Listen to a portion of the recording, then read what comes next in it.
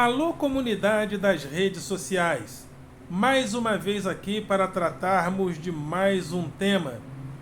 E hoje eu gostaria de falar sobre um tema aparentemente polêmico, mas dando continuidade a aspectos que eu tenho citado sobre a deserotização da sociedade, que tem culminado com a deserotização dentro do ambiente escolar. E essa deserotização ela cria vários fenômenos diferenciados nas nossas relações sociais e nas nossas relações escolares. Eu gostaria de me aprofundar um pouco mais nisso. Gostaria de citar alguns exemplos que eu tenho tido na minha experiência como professor. Quando entre 2 e 3 oportunidades eu recebi aquele famoso bilhetinho apaixonado de uma aluna. Normal, nenhum problema, nunca vi isso como um problema ético e moral, que pouca vergonha, não. Simplesmente recebi. Das vezes que eu recebia com o tempo, eu jogava fora ou perdia. Agora me vejo tendo que talvez tomar outra atitude, guardar para em um possível problema eu mostrar como prova. Eu não queria ter que fazer isso. Por outro lado, tem um outro problema, porque alguém pode dizer, ué, mas agora você está o que? Guardando bilhetes de menores de idade, ou seja, é quase um mato sem cachorro. O que a gente faz numa situação como essa? Mas eu estou colocando isso para exemplificar. Porque até tempos atrás, quando eu estudava, as relações de atração do aluninho pela professora, da menina que se apaixonava pelo professor, eram relações eróticas, onde o outro do estranhamento nos atraía e o outro do estranhamento nos atrai. Eros é o deus da atração. Então, até há muito pouco tempo atrás, esse outro da atração, esse desconhecido que nos inquieta, ele era apenas o outro que nos atraía e às vezes conquistávamos. E ao conquistarmos esse outro, muitas das vezes ele continua sendo o outro. E às vezes esse outro que nos parecia tão familiar, gradativamente, nos reaparece como um outro que nos leva ao divórcio, que nos leva à separação, que nos leva à inimizade, quiçá a uma violência doméstica. Deus me livre. Deus nos livre disso.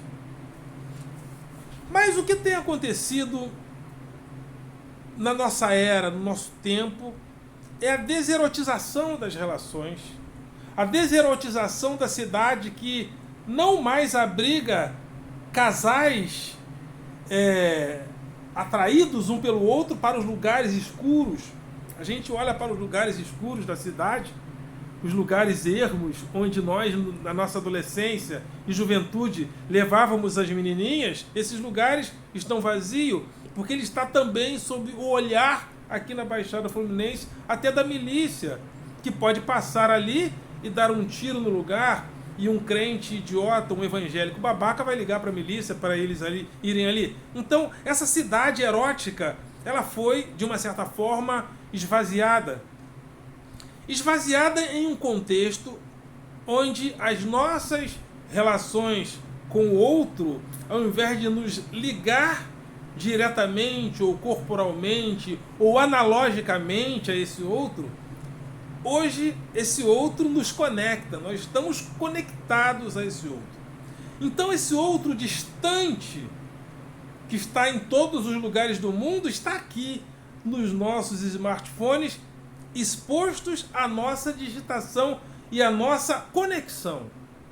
Então, o outro da relação erótica atrativa se transformou no outro da conexão. O outro está exposto, o outro está pornograficamente exposto para nós na rede, onde nós também nos encontramos expostos com todos os nossos dados expostos na rede.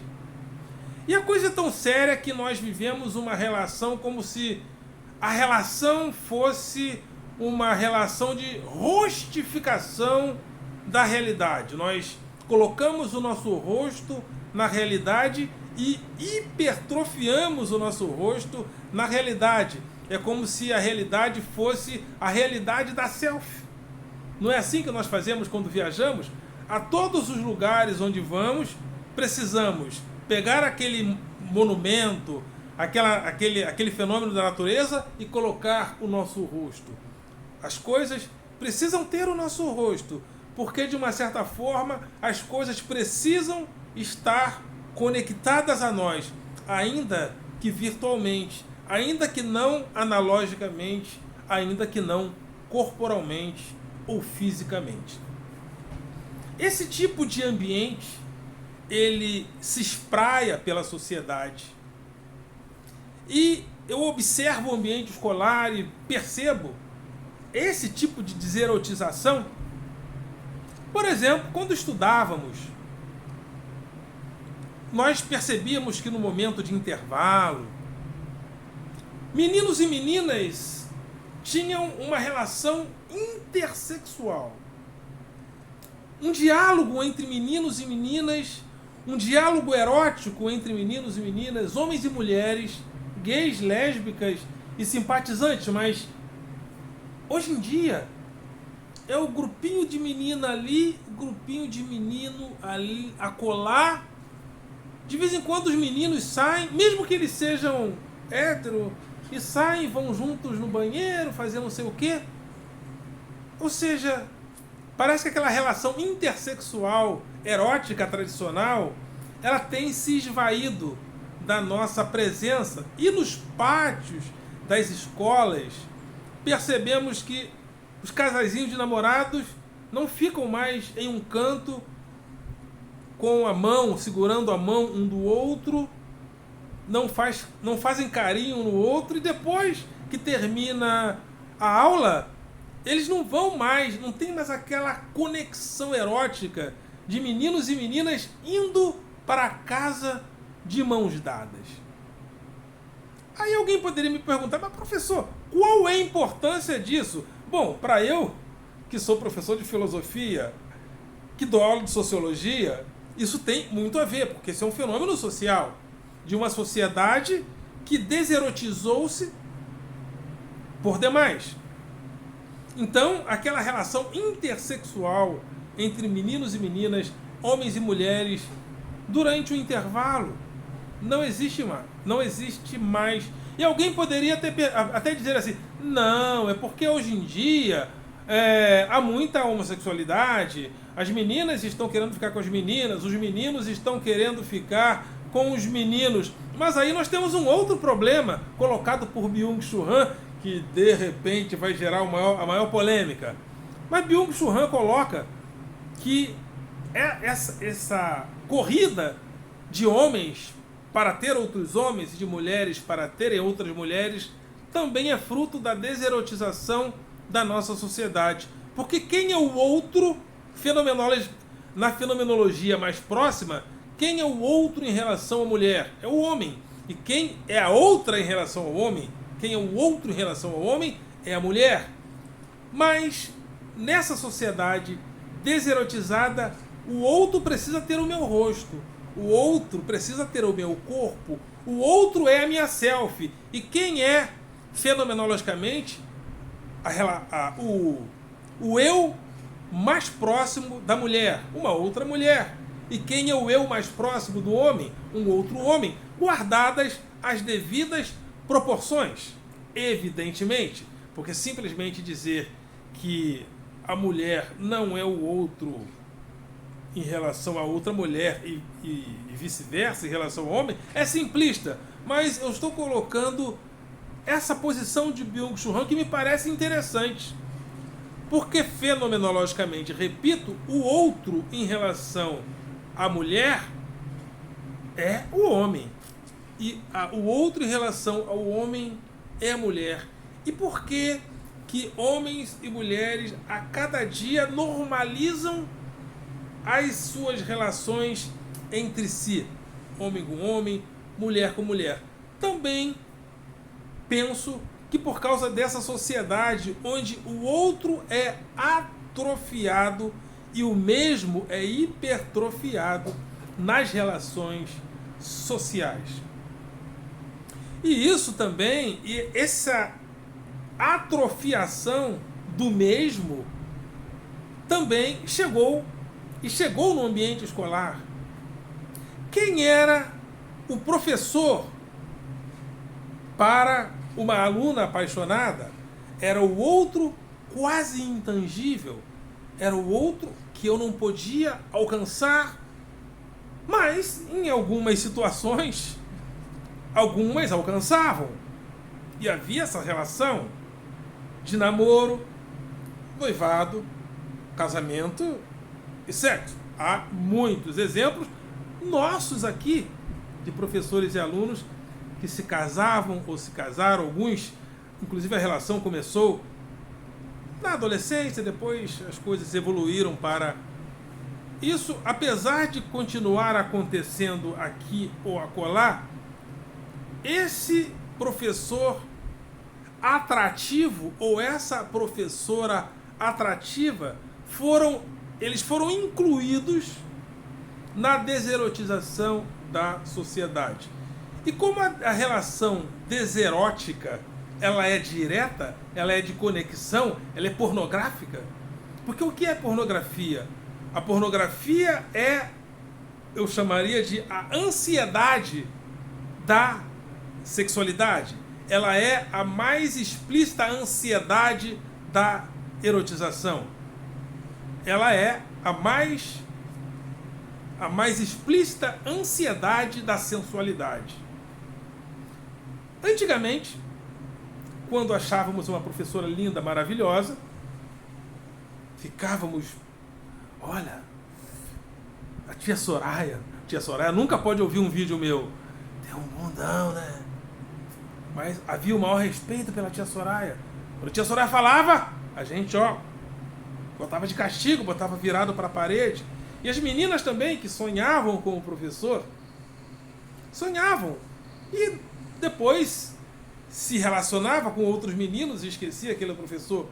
Hoje em dia está acontecendo uma coisa muito estranha na sociedade, também na escola. Quando a atração pelo professor acontece, ela acontece com a ansiedade da relação pornográfica, porque a linguagem da pornografia substitui a cada dia a linguagem da erotização. Então, quando a menina se sente atraída pelo professor, o menino também, mas eu penso que esse frenesi ele é muito mais das meninas. Quando ela se sente atraída por um professor e ela vê a impossibilidade dessa relação se conjugar, aquilo gera uma ansiedade pornográfica. E aquela frustração pornográfica gera uma ansiedade pela fala do professor. Aí o professor, muitas das vezes, usa a palavra clitóris. Qual é a diferença da sociedade pornográfica para a sociedade erótica? A sociedade pornográfica explicita, ela é uma sociedade explícita. Tudo está explícito na rede, nossa vida, nossos rostos. Fazemos tudo e colocamos o nosso rosto, a nossa selfie. Almoçamos, jantamos, tomando café da manhã, selfie. Tudo está na rede. A nossa vida é uma vida exposta na rede. Isso tem projetado as relações pornográficas em detrimento das relações eróticas. Então, o professor atraente, o professor bonitão, que não sou eu, mas mesmo eu que não sou bonitão, mentira, sou bonitão sim. Então, até eu que não sou bonitão, às vezes eu coloco lá, falo, vamos supor, a palavra clitóris. Como nós somos a sociedade da conexão, A pessoa não sabe fazer uma relação entre a palavra clitóris e a realidade. Porque a palavra clitóris é um conceito. A pessoa entende que você está falando do clitóris dela. Ou seja, há uma conexão. Você cita a palavra clitóris, ela conecta a palavra clitóris ao seu corpo. Isso é um efeito da sociedade pornográfica. Uma vez eu fui chamado agora em um colégio, né? Eu estou falando sobre antropologia filosófica e uma das questões é a sexualidade. Quando eu falo sobre a sexualidade, várias piadas surgem, né, na sala. E eu dou vários exemplos do que é a sexualidade, porque os animais não têm sexualidade. Nós, homens, mulheres, gays, lésbicas e simpatizantes, temos sexualidade. Mas os animais, as plantas, não têm sexualidade. Eles cruzam, os animais cruzam, mas eles não vão a sex shop. Aí eu falo às vezes para o aluno, quando vocês forem de maior, vocês vão poder ir ao sex shop. Isso é sexualidade. Mas qual foi a queixa? O professor falou que a gente tem que ir no sex shop. Ou seja, não há uma relação erótica entre a fala e a realidade. Se o professor fala de sex shop, ele está falando de mim. Ele está falando para eu ir no sex shop.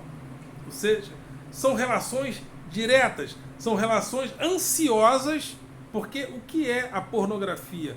É a expressão mais exata da ansiedade da sexualidade, a pressa. E como nós vivemos numa sociedade deserotizada, que substituiu a linguagem da pornografia pela linguagem da erotização, pela linguagem e o comportamento pornográfico, tudo se tornou direto, tudo se tornou conectado, tudo se tornou pornográfico. Então, a fala de um professor... E outra coisa que falaram para a direção da escola, eu rio porque é muito engraçado. Uma das alunas falaram que eu não tenho postura em sala de aula, porque eu fico assim, eu arrumo a calça. A aluna ficou... Ela está incomodada porque eu arrumo a calça. Na boa, o que é isso? Atração sexual pelo professor. Porque se eu tivesse assim, ai gente, que aula maravilhosa, ela não teria problemas. Só que eu sou um homenzinho, né, gente? Né? Sou um homem testosterado. Testosterona fala mais alto. Então eu sou um homenzinho, eu ando com um homenzinho, né? E às vezes alguns alunos me imitam, né? Eles andam assim, porque realmente é o meu jeito. E quando eu arrumo a calça, as alunas ficam um pouco, às vezes, excitadas, essa é a realidade.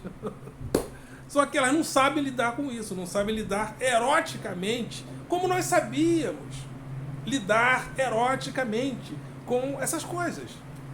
Mas hoje, a linguagem da pornografia apressou a ansiedade pela atração, a ansiedade da erotização, a ansiedade da sensualidade. Então, qualquer movimento na área da sexualidade gera vários comportamentos problemáticos. E nós temos batido recorde de denúncias de assédio em relação aos professores. As pessoas estão tão embevecidas pela linguagem da pornografia que elas pornografizam o erótico. Por exemplo, eu estava dando aula ano passado em uma escola e uma aluninha não podia me ver. Ela ia até o chão, ela rebolava, era uma coisa. Nenhum problema. Uma hora eu passei, ela arranhou as minhas costas. Bom, professor, gostoso! Né? Depois que ela arranhou as minhas costas, alguém gritou lá atrás, olha o assédio, hein? Aí depois foram na direção e falou que o assédio era meu. Olha a que ponto chega a ansiedade da linguagem e do comportamento pornográfico. A pessoa não sabe sequer lidar com a atração pelo outro, porque ela estava atraída por mim. Estava, todo o comportamento gerava isso. Porém, não houve o feedback. Então, há na sociedade pornográfica a frustração da pornografia não consumada, que é um outro problema. A atração vem, a pornografia não ocorre, o ato não ocorre, então há a frustração. Houve a frustração da pornografia não consumada, então vamos na direção e dizer que ele assediou para pornografizar aquilo que não houve. E a gente que é educador precisa entender esse tipo de linguagem. Porque a linguagem pornográfica tomou conta do ambiente social, do ambiente escolar. O aluno leva essa linguagem para a escola. Quando chega na escola, a orientação escolar fica com medo do aluno e do pai do aluno, porque ele fica com medo do pai do aluno fazer uma denúncia, ele fica com medo do CEREL, com toda a razão, que o CEREL é denúncia anônima, ele fica com medo do pai ir na escola. Então, a aversão, a narrativa pornográfica do aluno sobrepõe a narrativa da orientação escolar, que deveria dizer, não, isso aqui, vamos conversar com o professor sobre o que é. Mas isso não é assédio. Assédio é quando uma pessoa constrange você. Você vai transar comigo porque eu vou te dar nota baixa, ou vou te demitir. Isso é assédio. Então, a orientação escolar precisa colocar. Porque se a gente não explicar, fica difícil. Você sabia que se a gente que é o educador, se a gente que é o professor aceitou a linguagem da pornografia, é claro que isso não é uma questão da gente, de escola apenas. Mas eu não vou me furtar a fazer a crítica. Não vou me furtar a fazer a crítica. Eu espero que essas críticas, porque nós somos os professores. Nós precisamos dizer o que é assédio. Quem está dizendo o que é assédio é a edição pornográfica da vida que chega apressadamente nas escolas. Então nós precisamos dizer. Se a gente não explicar, ninguém vai explicar. Nós somos os professores, nós somos os educadores. É isso aí. E a coisa está muito séria. Qualquer movimento. E outra coisa que eu tenho notado, geralmente os problemas nessa área que acontecem comigo, sempre acontecem em áreas muito carentes. Talvez por causa da precocidade, onde algumas meninas já são assediadas porque é muito comum aqui, a novinha, né, dos lugares mais carentes, as novinhas têm de 12 a 17 anos, né? A maioria dos assédios ocorre no ambiente familiar, não na escola. É isso aí. Mais uma edição dessa crítica que eu venho fazendo sobre a deserotização, a pornografização da vida. A pornografização da vida chegou na escola e nós não estamos sabendo lidar com essa linguagem. Como erotizar novamente uma sociedade pornografizada? Bom, vamos voltar a namorar? A gente namorava nas escolas, né? Ia na escola, arrumava namorada, saía de mão dada, ficávamos num canto fazendo carinho na nossa namorada, no colégio de freira que eu estudava, a freira passava e não achava nada demais. Nós, os moderníssimos, quando vemos um aluno fazer carinho na namorada, que pouca vergonha é essa, ó! Eu vi isso. Eu vi. Mas, como eu não vi o mundo a passeio, nem você, nem nós, né? Vamos fazer a crítica? Vamos fazer a crítica. É isso aí. Vou ficando por aqui. Nos vemos em uma próxima oportunidade. Vou voltar nesse assunto, porque esse assunto dá pano para manga. Ok, galera? Vocês são do coração.